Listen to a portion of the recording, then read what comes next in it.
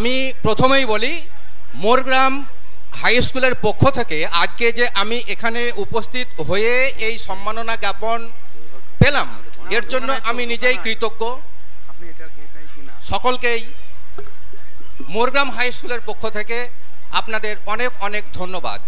একটি চারা গাছ আজকে পুঁতলে পরে সেই চারা গাছটা ধীরে ধীরে ধীরে ধীরে একসময় যেমন মহিরুহ আকার ধারণ করে, তেমনি এককালীন যেসব ছাত্রছাত্রীরা এই স্কুলে পড়ে আজকের দিনে হয়তো নানান জায়গায় বড় বড় পদে অধিষ্ঠিত হয়েছেন, তারাও হয়তো আজকের দিনে এখানে উপস্থিত হয়েছেন আশা করি।